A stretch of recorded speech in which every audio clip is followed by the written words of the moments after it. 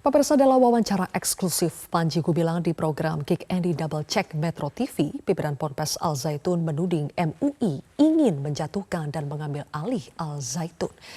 Kita akan membahas ini langsung bersama dengan perwakilan dari MUI. Sudah ada Ketua MUI Bidang Fatwa Asrorun Niam Soleh. Assalamualaikum Pak Niam.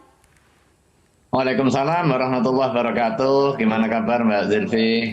Kabar baik Pak Niam. Pak Niam, kemarin Kick Andy Double Check sudah menayangkan hasil interview kami dengan Panji Gumilang dan di situ ada beberapa pernyataan Panji Gumilang soal MUI.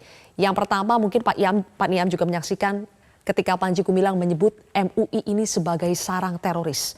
Di situ apa jawaban dari MUI? Ya, saya menyaksikan utuh ya, baik pada saat proses yang juga diunggah oleh teman-teman dari pihak tuan rumah, serta pada saat ditayangkan di Metro TV. Ada beberapa hal yang perlu diklarifikasi ya. Yang pertama, kalau menolak untuk bertemu karena persoalan posisi yang sudah terbangun, yaitu MUI ini sudah menjudge sesat, kemudian komunis, kemudian sarang teroris. Nah, saya kira justru judgement itu yang perlu dipertanyakan, karena hingga hari ini Majelis Ulama Indonesia masih dalam proses pengkajian secara intensif, bahwa salah satu mekanisme pengkajian kita adalah bertemu dengan Pak Panji, tetapi pertemuan itu bukan satu-satunya cara untuk kepentingan konfirmasi dan klarifikasi. Ketika surat dilayangkan kemudian ada jawaban yang intinya adalah penolakan untuk bertemu dengan Majelis Ulama Indonesia, bukan berarti MUI sudah berhenti hingga di situ tidak melakukan mekanisme tabayunnya. MUI memiliki tools untuk kepentingan proses tahqiqul manat atau mencari kebenaran dan juga klarifikasi atas beberapa masalah yang muncul. Nah, hingga hari ini kalau di dalam video itu disebutkan bahwa MUI sudah menetapkan fatwa sesat, komunis sebelum adanya tabayun, tentu itu justru tidak benar. Karena hingga hari ini proses tabayun masih terus dilakukan dan fatwa sesat itu belum diterbitkan. Ada fatwa satu, tetapi fatwa yang berisi tentang hukum, yaitu hukum wanita yang menjadi khotib di dalam rangkaian sholat Jumat. Artinya klaim fatwa terkait komunisme, kemudian kesesatan, itu sama sekali belum ada dan bisa dicek ya. Baik, Hingga hari ini memang belum ada. Bahwa kemudian kita akan menetapkan fatwa itu sangat mungkin, karena tugas keulamaan dan juga keagamaan Majelis Ulama Indonesia adalah memberikan panduan keagamaan bagi masyarakat agar ada kejelasan di dalam aktivitas beragama, tidak kemudian membiarkan potensi penodaan dan atau kesesatan aktivitas agama di tengah masyarakat. Oke, nah terkait dengan tadi ya bagaimana perempuan dijadikan khotib, kami akan putarkan terlebih dahulu seperti apa persisnya jawaban Panji Gumilang saat kami tanyakan mengapa ajaran di Al Zaitun itu memperbolehkan perempuan menjadi khotib. Kita saksikan dulu bersama. Pernyataan Anda yang juga dinilai kontroversial adalah bagaimana kalau sholat itu dipimpin oleh seorang wanita sebagai khotib, sebagai imam sholat. Ya, saya yakin bisa. Tapi ini juga menurut yang mengkritisi Anda, ini pemikiran yang salah, yang tidak lazim, yang sesat dan seterusnya dan seterusnya. Pemikiran itu boleh. Mereka mengatakan pemikiran kita salah. Silakan. Tapi ini yang kita katakan, ini manusia yang punya hak untuk hidup dan beragama dan menjadi, katakan khotib. Apa salahnya? Saya baru bercita-cita itu, saya umumkan, siap-siap wahai anak-anakku, engkau akan jadi khotib. Baik yang perempuan, baru akan. Gagasan ini belum Anda laksanakan. Belum, tapi akan saya laksanakan. Setelah ribut-ribut ini Anda tetap akan Saya laksanakan, itu hak asasi. Jadi yang memberi pesan keagamaan itu jangan laki-laki saja. Oke. Pak Niam, jadi jawabannya kenapa khotib akan diperbolehkan wanita ya menjadi khotib sholat itu karena alasan ada HAM, ada konteks kesetaraan gender di situ. Bagaimana pendapat dari MUI? Ya, sebelum fatwa kita rumuskan, kita juga melakukan proses validasi ya. Sekalipun kondisi faktualnya belum dilaksanakan, akan tetapi itu sudah menjadi keyakinan dan juga cara pandang keagamaan. Disampaikannya tidak hanya di dalam satu forum, tetapi ada beberapa forum. Setidaknya 3 kali forum ya, termasuk tadi diulang lagi. Nah, di dalam aktivitas agama itu ada yang dimensi dogma, ada dimensi yang bersifat rasional. Sementara aktivitas sholat, termasuk di dalamnya adalah sholat Jumu'ah, itu dasarnya adalah dogma, tauqifi. Di dalam kaidah keagamaan, al-aslu fil ibadah at-tauqif. Hukum asal ibadah itu adalah dogma.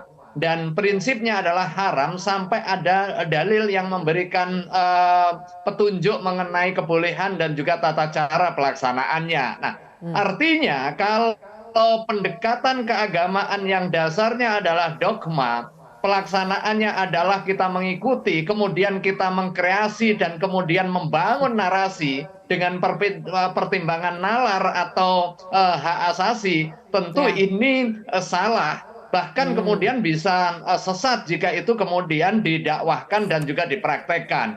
Saya kira ini hal yang tata cara beragama yang sebenarnya elementer ya. Di dalam ketentuan keagamaan Islam itu ada dimensi yang rasional, ada dimensi yang bersifat suprarasional, ada dimensi yang bersifat dogmatik, yang dasar pelaksanaannya adalah kita mengikuti atas dasar ketertundukan kita kepada Allah Subhanahu wa taala. Sebagaimana kita sholat subuh 2 rakaat pada saat kondisi fisik masih bugar, habis istirahat. Kemudian kita menginisiasi karena mumpung masih pagi, kemudian biar fisik tambah bugar, kita tambah jadi 3 atau 4 rakaat dengan pertimbangan nalar logik kita. Itu alih-alih diperbolehkan, itu justru bertentangan. Jika itu disengaja sebagai sebuah keyakinan, akan menyebabkan keyakinan yang sesat dan juga menyimpang.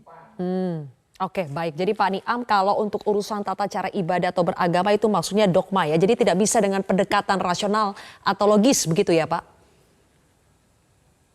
Dan ya, apakah karena itu Pak, MUI akan khusus mengeluarkan fatwa soal ini? Ya. Betul. Jadi khusus yang terkait dengan masalah soal wanita menjadi khatib, ini sudah kita fatwakan di tanggal 13 Juni 2023 yang lalu. Akan tetapi yang terkait dengan person yang bersangkutan, apakah itu A, B, C, itu sama sekali belum ada fatwanya dan sedang di dalam proses pendalaman. Dan pendalaman itu sudah kita mulai 1 bulan yang lalu, salah satunya dengan berkirim surat untuk kepentingan proses klarifikasi dan juga tabayun atas berbagai informasi yang muncul di tengah publik dan juga dokumen serta data yang kita miliki untuk kepentingan proses verifikasi dan juga klarifikasi. Bahwa kemudian kalau nggak berkenan untuk kita hadir di pesantren, bisa jadi kita juga mengundang untuk bisa hadir ke MUI agar ada kejelasan dari yang bersangkutan. Akan tetapi bahwa bertemu dengan yang bersangkutan itu bukan satu-satunya sumber untuk kepentingan klarifikasi. Ada banyak instrumen yang sudah disiapkan oleh Majelis Ulama Indonesia untuk kepentingan tabayun, untuk kepentingan verifikasi data, dan untuk kepentingan klarifikasi hingga kemudian nanti dalam perspektif keagamaan kita lakukan kajian dan juga penetapan hukumnya.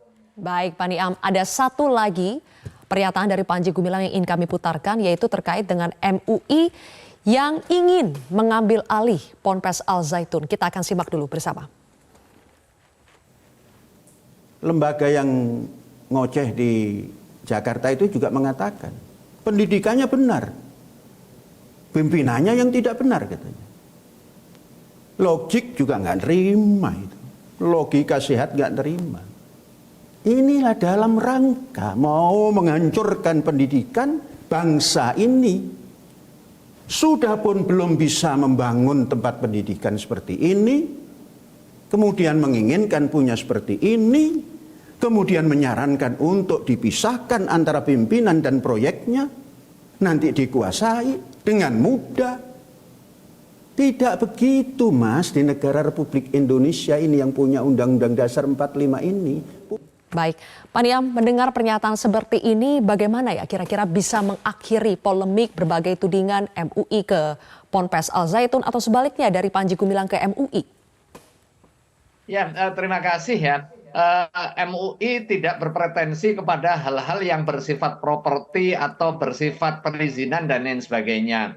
MUI membatasi diri pada jurisdiksi dan juga lingkup kewenangan yaitu pada aspek keagamaan, himayatul ummah, memberikan perlindungan kepada umat agar ajaran agama ini dapat dilaksanakan secara baik dan juga jauh dari penodaan dan juga penyesatan yang dilakukan oleh orang-orang yang kemudian memiliki paham yang menyimpang yang terkait dengan soal properti, soal izin pendidikan, itu kan ranahnya ulil amri ya, ranahnya pemerintah. Tentu tidak ada mengkait dan juga sangkut pautnya dengan Majelis Ulama Indonesia pada saat melakukan pengkajian aspek keagamaannya. Dan itu clear, MUI membatasi diri pada wilayah keagamaan, termasuk juga jika ada dugaan soal penyerobotan aset, kemudian soal kekerasan, itu tidak menjadi lingkup yang dikaji secara intensif di Majelis Ulama Indonesia sebagai salah satu dasar di dalam penetapan masalah keagamaan. MUI sebenarnya berada di dalam posisi himayatul ummah, memberikan perlindungan kepada masyarakat, kepada umat secara umum, agar ajaran-ajaran agama ini bisa dipraktekkan secara baik dan benar di tengah masyarakat, kemudian bisa melahirkan kemaslahatan secara umum, dan juga menghindarkan diri dari hal-hal yang bersifat destruktif, kemudian kemenyimpangan yang kemudian bisa berdampak kepada hiruk pikuk secara sosial dan juga berdampak secara lebih lanjut kepada stabilitas sosial kita. Baik, kalau begitu terima kasih Pak Niam sudah bergabung bersama kami di Metro hari ini.